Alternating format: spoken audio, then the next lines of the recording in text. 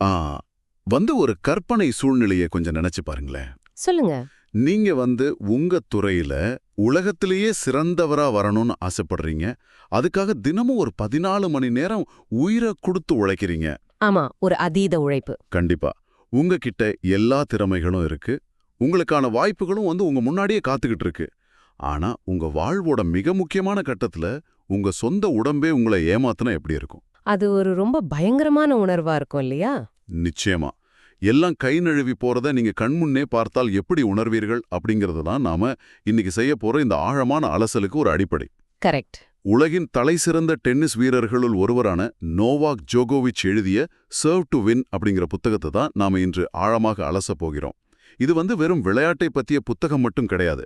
தகுந்த உணவு முறை அப்புறம் மனக்கட்டுப்பாடு மூலமா ஒரு மனிதன் தனது உச்சக்கட்ட திறனை, அதாவது தனது முழுமையான செயல்பாட்டை எப்படி அடைய முடியும் அப்படிங்கிறதுக்கான ஒரு அற்புதமான அறிவியல் மற்றும் உளவியல் தேடல் அது. ஆமா. நம்முடைய உடலுக்கும் மனதுக்கும் நாம என்ன உணவு கொடுக்கறோம், அது நம்முடைய செயல்பாட்டை எப்படி தீர்மானிக்கிறது அப்படிங்கறத ஜோகோவிச்சோட சொந்த அனுபவங்கள் மூலமா நம்ம புரிஞ்சுக்க போறோம். இத கேட்கும் உங்களுக்கும் உங்களோட தினசரி சோர்வுகளுக்கும் கூட இதுல ஒரு பெரிய தீர்வு இருக்கலாம். சரி, இது கொஞ்சம் விரிவாக பார்ப்போம். 2010 ஆஸ்திரேலியா ஓபன் காலிறுதிப் போட்டி. ஓ, அந்த புகழ்பெற்ற மேட்ச். ஆமா, அதேதான். ஜோகோவிச்சுக்கு எதிராக களத்தில் இருப்பவர் ஜோ வில்ஃப்ரெட் சோங்கா. ஆட்டம் மிக கடுமையா போய்கிட்டு இருக்கு. ஜோகோவிச் முதல் செட்டை இழந்தாலும் அடுத்த 2 செட்களையும் வென்று பயங்கரமா ஆதிக்கம் செலுத்துறாரு. எல்லாம் சரியா போய்கிட்டு இருக்கு. சரியாதான் போச்சு. ஆனா 4வது செட்டில் திடீர்னு அவருக்கு ஒரு உடல் ரீதியான வீழ்ச்சி ஏற்படுது. ஆமா, அவரால மூச்சு விட முடியல. கரெக்ட். ஏதோ ஒரு கண்ணுக்கு தெரியாத சக்தி அவரோட நெஞ்ச அழுத்துவது போலவும் ஒரு சின்ன ஸ்ட்ரா வழியா மூச்சு விடுறது போலவும் அவர் உணர்றார். வாந்தி வர்ற மாதிரி ஒரு உணர்வோட பாத்ரூமுக்கு ஓடுறாரு. ஒரு பெரிய சாம்பியனுக்கு வந்த நிலைமை இது. மைதானத்துக்கு திரும்பிய பின்பும் அவரால் தனது கால்களை நகர்த்தவே முடியல. பரிதாபமா அந்த போட்டியில தோற்று போகிறார். இது அவருக்கு முதல் முறை கிடையாது. ஆமா, இதற்கு முன்னாடியும் நிறைய நடந்திருக்கு. பல முக்கிய போட்டிகளில் அவர் இப்படி பாதியிலேயே சுருண்டு விழுந்திருக்காரு. அப்போ உலகமே அவரை பார்த்து இவருக்கு ஆஸ்துமா இருக்கு அல்லது உடல் தகுதி இல்ல அப்படின்னு சொன்னாங்க. மனதளவில ரொம்ப பலவீனமானவர் அப்படின்னு கூட கடுமையா விமர்சிச்சாங்க. கண்டிப்பா. ஆனா இத ஒரு பெரிய கண்ணோட்டத்துல பார்த்தா அந்த விமர்சனங்கள் எவ்வளவு தவறானவை அப்படிங்கிறது புரியும். ஜோகோவிச் ஒன்றும் எளிதில் மனம் தளர்பவரோ அல்லது மனதளவில பலவீனமானவரோ கிடையாது. அவரோட பின்புலம் அப்படி. நிச்சயமா.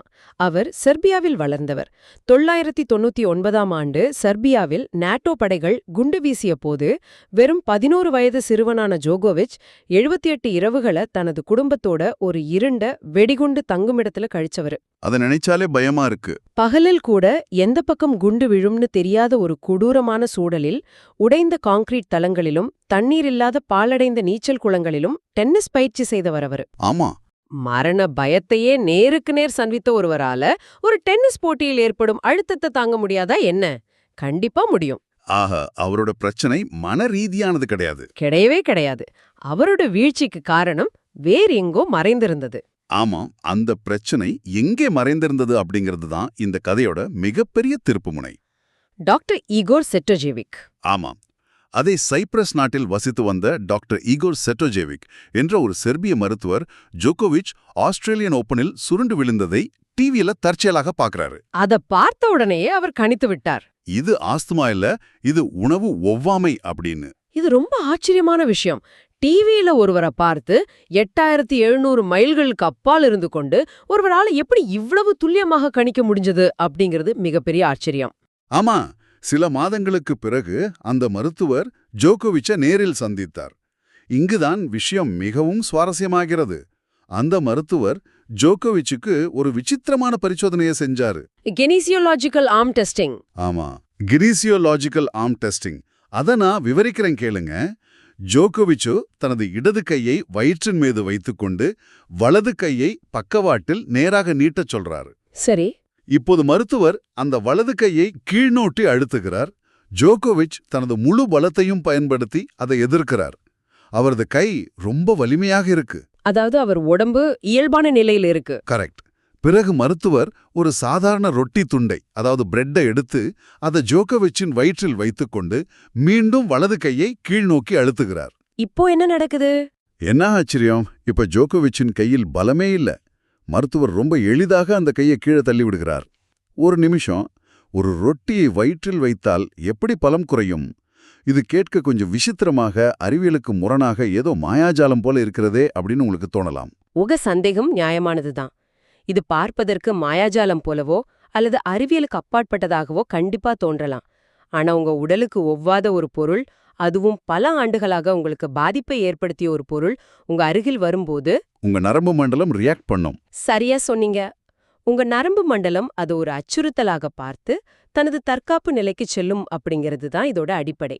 அதாவது உங்க உடல் தனது சக்தியை அந்த அச்சுறுத்தலை சமாளிக்க திருப்புவதால் உங்க தசைகளின் எதிர்ப்பு திறன் குறைகிறது. ஓ, அதுதான் அந்த கை பலவீனமானதற்கான காரணம். ஆமா. ஆனா மருத்துவர் வெறும் இந்த விசித்திரமான பரிசோதனையோடு மட்டும் நின்றுவிடவில்லை. அறிவியல் பூர்வமாக இதை நிரூபிக்க உடனடியாக ஜோகோவிச்க்கு எலைசா இரத்த பரிசோதனை செய்யப்பட்டது. இந்த எலைசா பரிசோதனை அப்படிங்கிறது சரியாக என்ன செய்கிறது? எலைசா என்பது நம் இரத்தத்தில் உள்ள ஆன்டிபாடிகளை அளவிடும் ஒரு துல்லியமான மருத்துவ பரிசோதனை. நமது நோய் எதிர்ப்பு சக்தி ஒரு குறிப்பிட்ட உணவை எதிரியாக நினைத்தால் அதை அழிக்க இந்த ஆன்டிபாடிகளை உருவாக்கும். சரி. அந்த பரிசோதனையின் முடிவுகள் வந்தபோது ஜோகோவிச்க்கு கோதுமையில் உள்ள குளூட்டன் மற்றும் பால் பொருட்களால் கடுமையான ஒவ்வாமை இருப்பது சந்தேகத்திற்கு இடமின்றி உறுதியானது. பல ஆண்டுகளாக தினமும் பீட்சா, பாஸ்தா, பிரெட் என்று சாப்பிட்டு வளர்ந்த ஒருவருக்கு, அதுவும் செர்பியாவில் இத்தாலிய உணவகம் நடத்திய குடும்பத்திலிருந்து வந்த ஒருவருக்கு அந்த உணவே எதிரியாக மாறியிருக்கிறது என்பது எவ்வளவு பெரிய அதிர்ச்சியாக இருந்திருக்கும். ரொம்ப பெரிய அதிர்ச்சி தான். அதன் பிறகு அந்த மருத்துவர் ஜோகோவிச்க்கு ஒரு சவால் விடுத்தார் இல்லையா? அந்த 14 நாள் சவாலை அவர் எப்படி சமாளித்தார்? அது ஒரு எளிதான காரியமாக இருக்கவில்லை. வெறும் 14 நாட்களுக்கு மட்டும் கோதுமை மற்றும் குளூட்டன் உள்ள உணவுகளை முழுமையாக தவிர்த்து பார்க்கச் சொன்னார் மருத்துவர். ஜோகோவிச்சும் அதை செய்தார். ஆரம்பத்துல கஷ்டமா இருந்திருக்கும். ஆமா, முதல் சில நாட்களுக்கு அந்த உணவுகளின் மீது அதீத ஆசை வந்தது. அது ஒரு போதைப் பொருளை நிறுத்துவது போன்ற உணர்வுதான். ஆனால் அதை தாண்டி அவர் கட்டுப்பாடுடன் இருந்தார். ஒரு வாரத்திலேயே அவருடைய உடலில் பெரிய மாற்றம் தெரிந்தது. என்ன மாதிரி மாற்றம்? காலையில் எழும்போது இருந்த சோர்வு முற்றிலும் மறைந்தது. உடல் மிகவும் இலகுவாக மாறியது. 14 நாட்கள் முடிந்த பிறகு 15வது நாள் அந்த மருத்துவர் ஜோகோவிச்சை ஒரு பேகல், அதாவது ஒரு வடையான கோதுமை ரொட்டியை சாப்பிடச் சொன்னார். அந்த பேகல் சாப்பிட்ட பிறகு அவருக்கு என்ன ஆனது? அதை சாப்பிட்ட அடுத்த நாள் காலை ஜோகோவிச்சிற்கு முந்தின நாள் இரவு முழுவதும் அளவுக்கு அதிகமாக மது அருந்தியது போன்ற கடுமையான தலைவலியும் மயக்கமும் ஏற்பட்டது. ஒரு ரொட்டி துண்டு சாப்பிட்டதுக்கு இவ்ளோ பெரிய ரியாக்ஷனா? ஆமா, இதுதான் உங்க உடல் உங்களிடம் பேசும் மொழி. தனக்கு எது வேண்டாம், எது தனக்கு விஷம் என்பதை உடல் எவ்வளவு தெளிவாக உணர்த்துகிறது என்பதை பாருங்கள். அந்த 15வது நாள் அனுபவம் அவருக்கு ஒரு மிகப்பெரிய பாடத்தை கற்றுக் கொடுத்தது. ஆனால் கோதுமையில அப்படி என்னதான் பிரச்சனை? வீக்கம்னு ஒரு விஷயத்த சொல்றாங்களே. இன்ஃப்ளமேஷன். ஆமா, இன்ஃப்ளமேஷன். இத ஒரு எளிமையான உதாரணத்துடன் சொல்ல வேண்டுமென்றால், உங்கள் விரலில் ஒரு சுத்தியலால் தவறுதலாக அடித்துவிட்டால் என்ன ஆகும்? அந்த இடம் வீங்கி சிவந்து வலியோடு இருக்கும் அல்லவா? அதுதான் வீக்கம். உள்ளுறுப்புகளிலும் இதேதான் நடக்குது. ஆமா, உங்களுக்கு ஒவ்வாத தவறான உணவுகளை நீங்கள் சாப்பிடும்போது இதே போன்ற ஒரு வீக்கம் உங்கள் உடலுக்குள்ளும் குடலிலும் ஏற்படுகிறது. இதை உங்களால் வெளியே பார்க்க முடியாது, ஆனால் அதற்கான விளைவுகளை நீங்கள் தினசரி சோர்வாகவும் வலியாகவும் அனுபவிக்கிறீர்கள். இதுல ஆச்சரியமான விஷயம் என்னவென்றால், நாம் பல ஆண்டுகளாக கேள்விப்பட்ட ஒரு மிகப்பெரிய ஆரோக்கிய மாயையை இது உடைக்கிறது. முழு கோதுமை உடலுக்கு மிகவும் நல்லது என்றுதானே நாம் அனைவரும் நம்புகிறோம். ஆமா, விளம்பரங்கள்ல கூட அப்படித்தானே சொல்றாங்க. ஆனால் அறிவியல் வேறு ஒரு உண்மையை கூறுகிறது. உணவுகள் எவ்வளவு விரைவாக இரத்தத்தில் சர்க்கரையை ஏற்றுகின்றன என்பதை அளவிடும் கிளைசீமிக் இண்டெக்ஸ் என்ற அளவுகோலை பார்ப்போம். ஆரோக்கியமானது என்று விளம்பரப்படுத்தப்படும் முழு கோதுமை ரொட்டியின் குறியீடு 71. ஆனால் ஒரு ஸ்னிக்கர்ஸ் சாக்லேட்டின் குறியீடு வெறும் 51 மட்டுமே. அப்படியா? ஒரு ஸ்னிக்கர்ஸ் சாக்லேட்டை விட முழு கோதுமை ரொட்டி மிக வேகமாக உங்கள் ரத்தத்தில் சர்க்கரையை ஏற்றுகிறதா? இது நம்பவே கஷ்டமா இருக்கிறது. இது எப்படி சாத்தியம்? ஆம், அதுதான் உண்மை.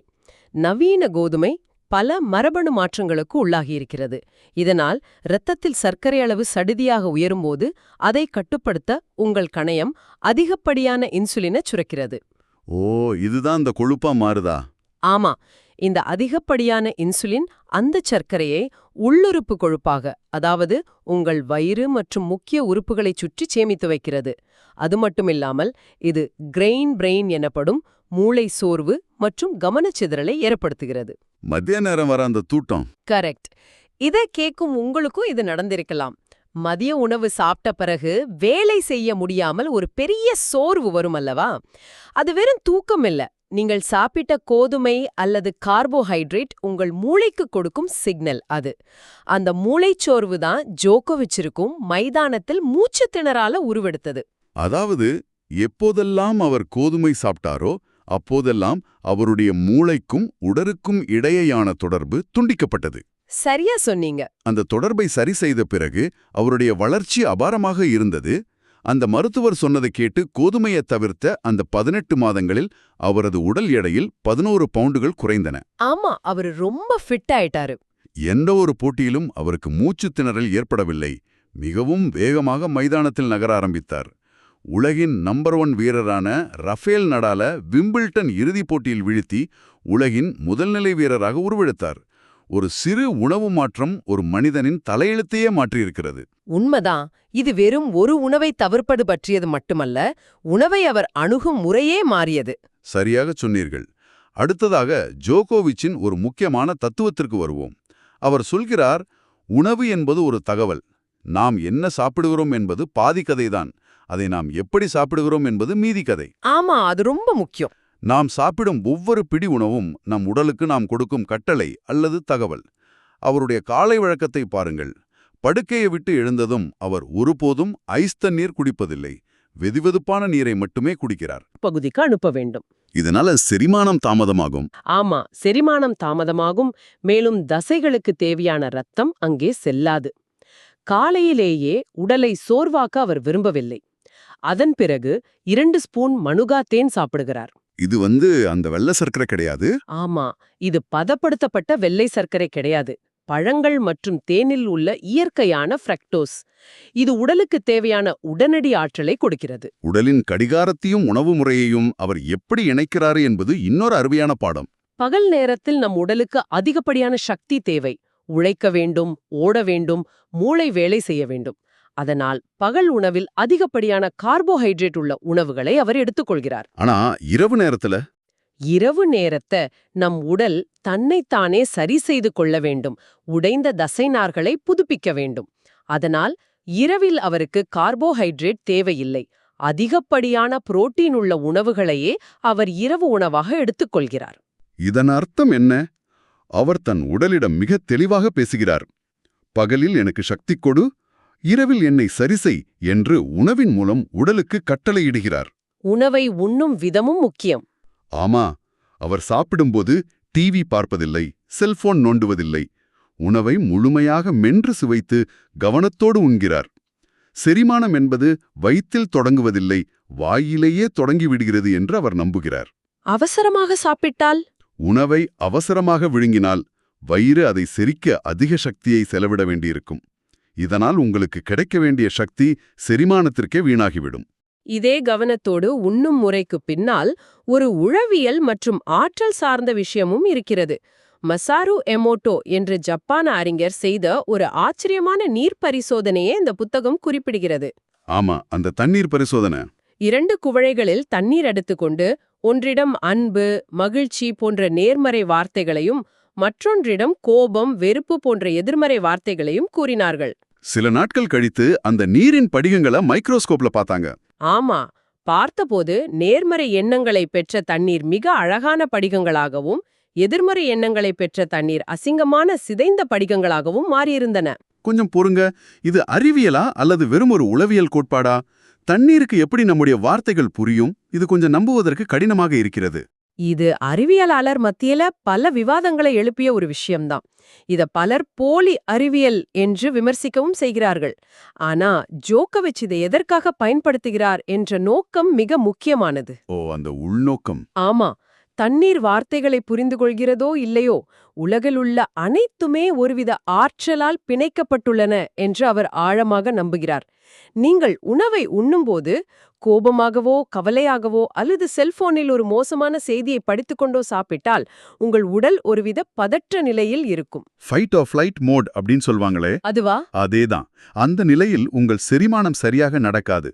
அதனால தான் உணவு மேஜையில் நேர்மறை எண்ணத்துடன் அமைதியாக நன்றியுணர்வுடன் உணவை உண்பது மிக மிக அவசியம் என்று அவர் கூறுகிறார். இது உங்கள் மனநிலையை சீராக்கி உடலை உணவை ஏற்றுக்கொள்ளும் பக்குவத்திற்கு தயார் செய்கிறது. ஆஹா, அது மிகச் சிறந்த ஒரு விளக்கம். வெறும் அறிவியல் என்பதை தாண்டி அது நம் மனநிலையை எப்படி மாற்றுகிறது என்பதுதான் முக்கியம். மனவை கட்டுப்படுத்துவது பற்றி பேசும்போது ஜோகோவிச் தினமும் செய்யும் ஒரு 15 நிமிட பயிற்சியை பற்றி நாம் கட்டாயம் பேசியே ஆக வேண்டும். அந்த மெடிடேஷன். ஆமா, அவர் தினமும் 15 நிமிடம் தியானம் செய்கிறார். ஆனால் இது மனதை முழுமையாக வெறுமையாக்கி எந்த எண்ணமும் இல்லாமல் ஆக்கும் பாரம்பரிய தியானம் அல்ல. அவர் என்ன செய்கிறார் என்றால், தனது மனதை ஒரு பார்வையாளராக வேடிக்கை பார்க்கிறார். கோபம், பயம், சந்தேகம் போன்ற எதிர்மறை எண்ணங்கள் மனதில் எழும்போது அதை அடக்கவோ அதனுடன் சண்டையிடவோ அவர் முயற்சிப்பதில்லை. ஆம், அது மிக முக்கியமான ஒரு அணுகுமுறை. ஒரு மேகம் வானத்தில் கடந்து செல்வது போல அவர் தன் எண்ணங்களை பார்க்கிறார். சரியாக சொன்னீர்கள். சரி, இப்போது எனக்கு பயமாக இருக்கிறது, இப்போது எனக்கு கோபம் வருகிறது என்று அந்த எண்ணங்களை எவ்வித விமர்சனமும் இன்றி வெறும் ஒரு பார்வையாளராக நின்று கவனிக்கிறார். அப்படி கவனிக்கும் போதே அந்த எண்ணங்கள் தங்களுக்கு தானே வலுவிழந்து அவரை விட்டு விலகி போய்விடுகின்றன. எந்த எண்ணத்தோடு நாம் சண்டையிடுகிறோமோ அது மேலும் வலுவடையும். எதை நாம் வெறும் பார்வையாளராக பார்க்கிறோமோ அது மறைந்துவிடும். இது ஒரு அற்புதமான உத்தி. அதோடு தூக்கத்தின் அவசியத்தையும் நாம் மறக்கக்கூடாது. தூக்கமும் உடற்பயிற்சியும் சண்டையிடாத கணவன் மனைவி போன்றவர்கள் என்று அவர் கூறுகிறார். ஒன்று மற்றொன்றை மேம்படுத்தும். இரண்டுமே பேலன்ஸ்ட் ஆகணும். ஆமா, நீங்கள் நன்றாக உடற்பயிற்சி செய்தால் இரவில் நல்ல தூக்கம் வரும். நன்றாக தூங்கினால் மறுநாள் உங்கள் உடற்பயிற்சி இன்னும் சிறப்பாக இருக்கும். உடலில் உள்ள செல்கள் தன்னைத்தானே புதுப்பித்துக் கொள்ள தூக்கம் மிக அவசியம். எவ்வளவு பெரிய போட்டியாக இருந்தாலும் அவருடைய உறக்கத்தின் சுழற்சியை அவர் மாற்றுவதே இல்லை. அது ரொம்ப பெரிய ஒழுக்கம். மேலும் ஒரு மனிதனின் வெற்றிக்கு அவனது குடும்பமும் உண்மையான நண்பர்களும் எவ்வளவு முக்கியம் என்பதையும் அவர் பதிவு செய்கிறார். இன்று அவர் கோடிக்கணக்கில் சம்பாதிக்கும் உலகின் தலைசிறந்த வீரராக இருக்கலாம். ஆனால் அவர் செர்பியாவில் குண்டுமழைகளுக்கு நடுவில் வளர்ந்த அதே சாதாரண நோவாக் ஜோகோவிச்சாக இன்றும் இருப்பதற்கு அவரது சுற்றமே காரணம். ஆமா, வேர்களை மறக்கக்கூடாது. வெற்றி உங்கள் தலையில் ஏறாமல் உங்களை தரையோடு தரையாக நிலைநிறுத்த, உங்கள் வேர்களை மறக்காமல் இருக்க இது போன்ற உண்மையான உறவுகள் மிக மிக அவசியம். நீங்க இப்போ இதையெல்லாம் கேட்டுக்கொண்டிருக்கிறீர்கள். இந்த ஆழமான அலசலின் மூலம் பல புதிய விஷயங்களை தெரிந்து கொண்டீர்கள். கோதுமை செய்யும் மாயங்கள், உணவு என்பது எப்படி, எண்ணங்களை எப்படி கையாளுவது என பல விஷயங்களை பார்த்தோம். கண்டிப்பா இதெல்லாம் ரொம்ப முக்கியமான டேக்அவேஸ். இப்போ நான் உங்களிடம் நேரடியாக ஒரு கேள்வி கேட்க விரும்புகிறேன். நீங்கள் உங்கள் உணவு முறையை மாற்றி குளூட்டின் மற்றும் அதிகப்படியான சர்க்கரையை தவிர்த்து தினமும் உங்கள் எண்ணங்களை கவனித்து உங்களுக்கு அதீத ஆற்றல் கிடைத்து உடல் எடை குறைந்து நீங்கள் மிகவும் ஆரோக்கியமாக மாறிவிட்டீர்கள் என்று வைத்துக்கொள்வோம். அதை வைத்து நீங்கள் என்ன செய்ய போகிறீர்கள்? அதுதான் முக்கியமான கேள்வி. நான் அழகாக தெரிகிறேன், என் எடை குறைந்து விட்டது என்று பெருமைப்படுவதற்காகவா? இல்லை, ஆரோக்கியம் என்பது ஒரு இறுதி இலக்கல்ல, அது ஒரு நுழைவாயில் மட்டுமே. உங்கள் உடலும் மனதும் உச்சக்கட்ட ஆற்றலோடு இருக்கும்போது உங்கள் உண்மையான கனவுகளையும் உங்கள் வாழ்க்கையின் மிகப்பெரிய இலக்குகளை அடைவதற்கான ஒரு கருவியாக அந்த ஆரோக்கியத்தை பயன்படுத்துங்கள். அதுதான் ஜோகோவிச் நமக்கு சொல்லும் உண்மையான வெற்றி. இது ஒரு முக்கியமான கேள்வியை எழுப்புகிறது. இந்த ஒட்டுமொத்த அலசலும் நம்முள் ஒரு ஆழமான சிந்தனையை விதைக்க வேண்டும். ஜோகோவிச் கூறுவது போல் ஒவ்வொரு மனிதனின் உடலும் அவனது கைரேகையைப் போல தனித்துவமானது. மரபணு மாற்றம் செய்யப்பட்ட கோதுமை போன்ற ஒரு பொதுவான உணவு உலகின் தலைசிறந்த மிக வலிமையான ஒரு விளையாட்டு வீரரின் திறனையே இவ்வளவு கடுமையாக பாதித்து அவரை மைதானத்தில் சுருண்டு விழச் செய்துள்ளது என்றால் கொஞ்சம் யோசித்துப் பாருங்கள். ஆரோக்கியமானது என்று நம்பி இன்று நாம் தினசரி சாப்பிடும் வேறு எந்தெந்த நவீன உணவுகள் நமது முழுமையான உயிரியல் திறனை நமக்கு தெரியாமலேயே கொஞ்சம் கொஞ்சமாக அழித்துக் கொண்டிருக்கின்றன? நாம் ஏன் எப்போதும் சோர்வாக உணர்கிறோம் என்பதற்கு பின்னால் ஏதேனும் உணவு இருக்கிறதா? உங்கள் உடலின் மொழியை நீங்கள் எப்போது கேட்கப் போகிறீர்கள்? இதை நீங்கள் அவசியம் சிந்தித்து பார்க்க வேண்டும். ரொம்ப ஆழமான சிந்தனை இது. இப்போது வீடியோவின் இறுதிப் பகுதி. இவ்வளவு நேரம் கேட்டதுக்கு ரொம்ப நன்றி. இந்த Tamil voice reads channel monetisation இல்லாம தான் நடக்குது. இந்த ஆடியோ புத்தகம் உங்களுக்கு பயன் தருது என்று நினைத்தால் இந்த முயற்சி தொடர்ந்து போக உங்க ஆதரவு மிகவும் உதவும். என்னுடைய இந்த முயற்சிக்கு நன்கொடை அளிக்க விருப்பம் இருந்தால் டிஸ்கிரிப்ஷன்ல கொடுக்கப்பட்டுள்ள UPI ஐடி மூலம் வழங்கலாம். உங்களால் முடிந்த அளவு போதும். சிறிய ஆதரவும் பெரிய உதவிதான். இந்த வீடியோ உங்களுக்கு பயனுள்ளதா இருந்தால் சப்ஸ்கிரைப் பண்ணுங்க. மற்றவர்களுக்கும் பகிர்ந்து கொள்ளுங்கள். இந்த கருத்துக்கள் அவர்களுக்கும் தேவையாக இருக்கலாம். லைக் பண்ணுங்க, உங்க கருத்துக்களை கமெண்ட்ல பகிருங்கள்.